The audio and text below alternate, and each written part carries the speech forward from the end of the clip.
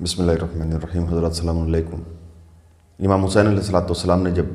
مکے کے حالات دیکھے اور احرام میں چھپے ہوئے خنجر دیکھے اور حاجیوں کے بھیس میں جو لوگ شام سے آئے تھے، جو خارجی آئے تھے، جو 30 لوگ اور بھی بہت سے لوگ جو جمع تھے، صرف اسی کوشش میں تھے، ایک بڑی سازش تھی کہ امام کو دوران حج شہید کر دیا جائے، تو امام نے 8 ذی الحجہ کو حج کا ارادہ ترک کیا اور آپ مکے سے روانہ ہو گئے۔ اب کچھ چاہنے والے تھے کہ انہوں نے روکا، وہ جانتے تھے کہ کیسے حالات ہیں، لیکن امام نے صاف منع کر دیا کہ میں مکے میں نہیں رہوں گا اور مجھے یہ گوارا نہیں کہ میں مکے میں شہید کیا جاؤں۔ مکے کے حدود سے چاہے ایک بالشت باہر میں قتل کر دیا جاؤں، میں شہید کر دیا جاؤں، یہ مجھے گوارا، لیکن مکے کے اندر نہیں، اس لیے کہ حرمت کعبہ، عظمت کعبہ، احترام، یہ آل محمد سے زیادہ کون جانتا ہے، اور باقی جو دشمن تھے انہیں ان سب چیزوں سے کوئی سروکار نہیں تھا، وہ تو صرف ظاہری دکھاوا تھا کہ ہم بھی آتے ہیں حج کرنے کے لیے، ہم بھی کعبہ کی زیارت کرنے کے لیے آتے ہیں، ورنہ کعبے کے ساتھ جو سلوک ہوا وہ سب جانتے ہیں۔ بہرحال امام نے کہا کہ میں یہ بالکل گوارا نہیں کروں گا، لہٰذا آپ مکے سے آپ نکلے۔ ادھر والی مکہ کو جب یہ خبر ہوئی کہ فرزند رسول مکے سے نکل چکے ہیں تو اس نے بھی روکنے کی کوشش کی، لیکن اس کے روکنے کی کوشش میں وجہ کچھ اور تھی۔ وہ اپنے عہدے کو، اپنے اقتدار کو بچانے کے لیے امام کو مکے میں روکنا چاہتا تھا۔ وجہ اس کی یہ تھی کہ اس نے دیکھا تھا کہ مدینے سے جب امام صحیح سلامت نکل گئے ہیں تو مدینے کے گورنر کو، مدینے کے حاکم کو اپنی کرسی چھوڑنا پڑی ہے، وہ برطرف کیا گیا ہے، اس کا عہدہ چھین لیا گیا ہے۔ اگر امام مکے سے نکل گئے تو میرا عہدہ چھن جائے گا، میں برطرف کر دیا جاؤں گا۔ تو جب یہ خبر امام کے روانہ ہونے کی نکلی ہے، لوگوں کو پتہ چلا ہے، تو حاکم مکہ نے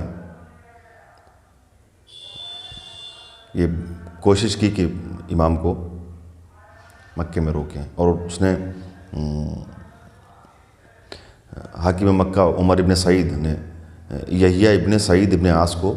امام کو روکنے کے لیے بھیجا، اور اس روکنے میں ایک جھڑپ بھی ہوئی ہے، لیکن امام نے کہا کہ میں مکے میں ہرگز نہیں رکوں گا، اور آپ نے اپنے اعزاء اور اقرباء انصار جانصار کے ساتھ آپ نے سفر جاری رکھا۔ اب چونکہ جناب مسلم نے کوفہ پہنچ کے خط بھیج دیا تھا، وہ خط امام کو مل گیا تھا، لہذا آپ روانہ ہوئے۔ چند ساتھی تھے، اعزاء اور اقرباء، انصار، یہ چھوٹا سا قافلہ مکے سے روانہ ہو گیا۔ مکے سے روانہ ہونے کے بعد منزل صفا پر پڑاؤ ڈالا، منزل صفا سے پھر آگے بڑھے اور منزل حاجز کے چشمے پر آپ نے پڑاؤ ڈالا، وہاں پر رکے، وہاں عبداللہ ابن مطیع سے ملاقات ہوئی اور وہ کوفے کے حالات پر گفتگو ہوئی۔ پھر وہ اس کے بعد آپ وہاں سے آگے نکلے تو بطن الرمہ ایک جگہ ہے، وہاں پر آپ ٹھہرے، وہاں کے بعد پھر ذات العرق میں پڑاؤ ڈالا، پھر آپ وہاں سے آگے بڑھے، ایک جگہ پر ایک خیمہ نصب دیکھا امام نے، تو پوچھا یہ کس کا خیمہ ہے، کون ٹھہرا ہوا ہے، تو بتایا کہ یہ زہیر ابن قین ہے۔ زہیر ابن قین کا نام سبھی جانتے ہیں، بہت مشہور شخصیت، کربلا میں آپ امام حسین علیہ السلام کے ساتھ شہید ہوئے ہیں، تو لوگوں نے بتایا کہ زہیر ابن قین ہے، اور زہیر پہلے سے بھی مشہور شخصیت رہے ہیں۔ تو جب یہ پتہ چلا کہ زہیر ہیں تو امام نے بلوایا زہیر کو، زہیر آئے، امام سے گفتگو ہوئی، امام نے اپنے سفر کا جو ارادہ تھا، جو مقصد تھا، وہ بیان کیا، اور زہیر سے اپنے ساتھ چلنے کے لیے کہا۔ زہیر نے، ایک روایت میں ہے کہ اپنی زوجہ کو اپنے بھائی کے ہمراہ وطن بھیج دیا اور خود امام کے ساتھ ہوئے اور کربلا میں آپ شہید ہوئے ہیں، یہ ایک روایت ہے۔ بہرحال زہیر کا ساتھ ہوا اور پھر یہ قافلہ آگے بڑھا۔ اس کے بعد روایت میں ہے کہ یہ قافلہ وہاں سے روانہ ہو کر منزل زبالہ پر پہنچا، ایک جگہ ہے منزل زبالہ پر پہنچا، وہاں آپ کو جناب مسلم، ہانی اور محمد ابن کثیر اور عبداللہ ابن یقطر جیسے دلیروں کی شہادت کی خبر ملی ہے۔ منزل زبالہ پر جب پہنچے ہیں تو آپ کو اپنے بھائی جناب مسلم ہانی ابن عروہ محمد ابن کثیر عبداللہ ابن یقطر کی شہادت کی خبر ملی ہے۔ آپ نے جب یہ شہادت کی خبر سنی ہے تو آپ خیمے میں تشریف لائیں اور آپ نے جناب مسلم کی بیٹی کو پیار کیا، دست شفقت پھیرا اور آپ نے بہت گریہ فرمایا۔ یہ خبر غم امام کو